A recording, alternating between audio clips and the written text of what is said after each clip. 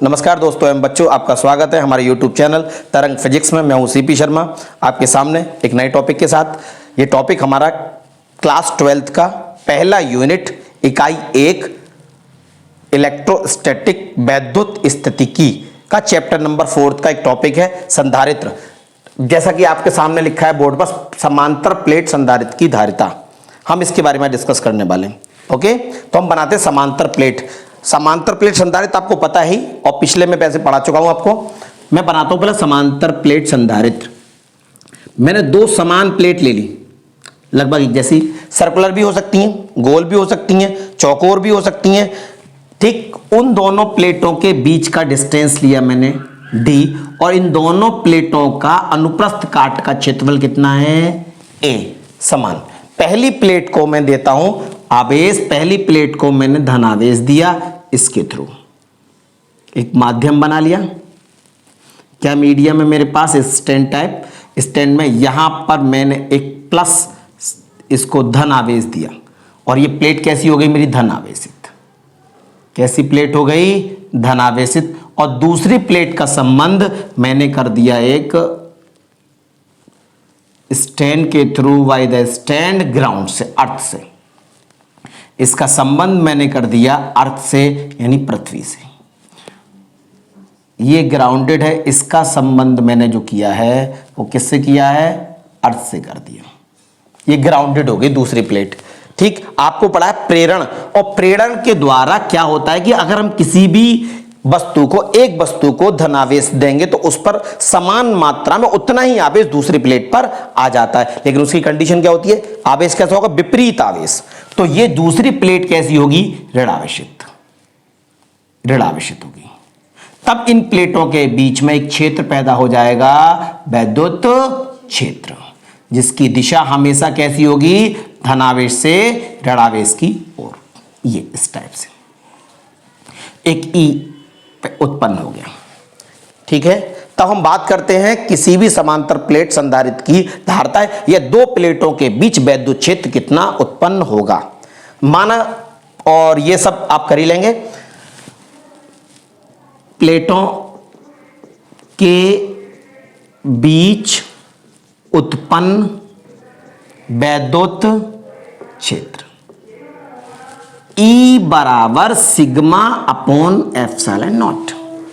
जहां सिग्मा क्या है ये आप पढ़ चुके हैं पहले, Q upon A। Q upon A, Q upon क्या होता है बताओ? Q अपॉन क्या होता है?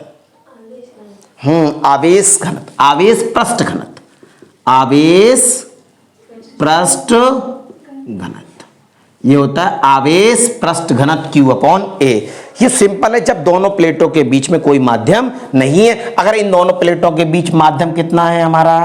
K, परावैद्युतांक माध्यम कितना है? K, तब इसको हम लिखेंगे E बराबर वैद्युत क्षेत्र, E बराबर होगा sigma upon K epsilon naught. Is that clear? आगे बात करते हैं, वैल्यू पुट करते हैं। E is equal to Q upon sigma की वैल्यू पुट कर रहे हैं K A एप्सिलॉन नॉट। क्या आ गया हमारा? वैद्युत क्षेत्र दोनों प्लेटों के बीच। आप जानते हैं जब वैद्युत क्षेत्र, इसका विभवांतर सपोज दैट V1 और इसका विभवांतर कितना हो? V2, और दोनों के बीच नेट विभवांतर कितना हो गया? B। हम ऐसे भी फाइंड कर लेते हैं, B is equal to B1 minus V1, या डेल्टा B, या हमने इसको मान लिया कितना? B। जब दोनों प्लेटों के बीच विभवांतर V हो और बीच की दूरी D होती है, तो हम फॉर्मूला हमारे पास होता है वैद्युत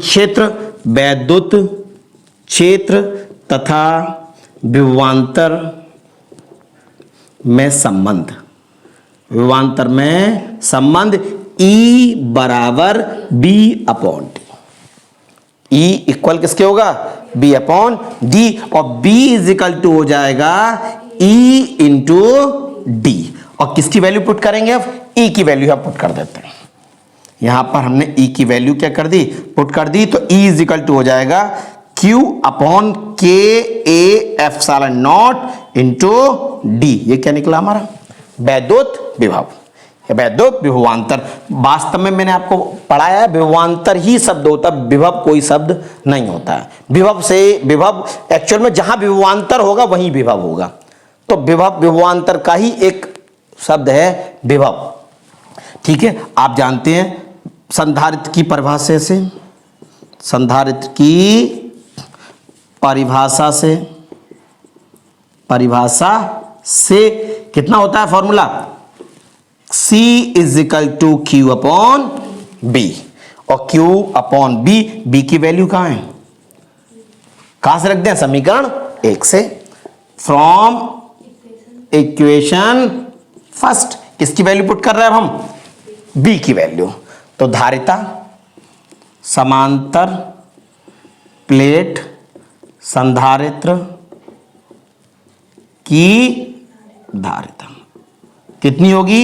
C is equal to Q upon, संधारित्र की परिभाषा से समांतर प्लेट संधारित्र की तक फॉर्मूला ये होता है। अब समांतर प्लेट संधारित्र की धारिता हो जाएगी, बी की वैल्यू हम पुट कर दो, Q upon A epsilon not, लेकिन उससे पहले क्या लगा था हमारा?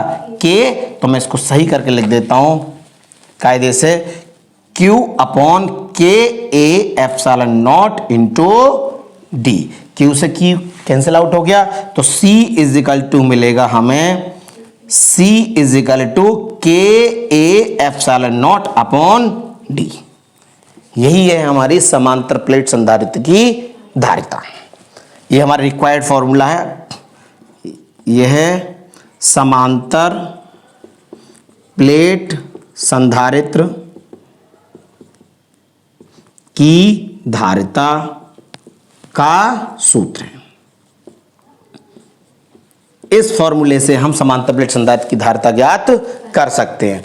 अब ये थोड़ी देर के लिए मान लेते हैं कि यदि दोनों प्लेटों के बीच में, यदि दोनों प्लेटों के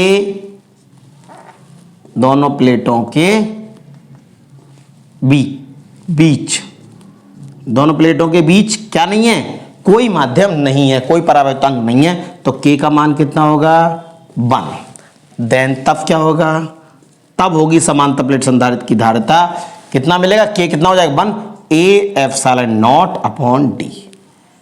जब इन दोनों प्लेटों के बीच में क्या है? निर्वात है या वायु है, यानी K कोई माध्यम नहीं है। ओके, समझ में आया? ठीक है, thanks for watching this video.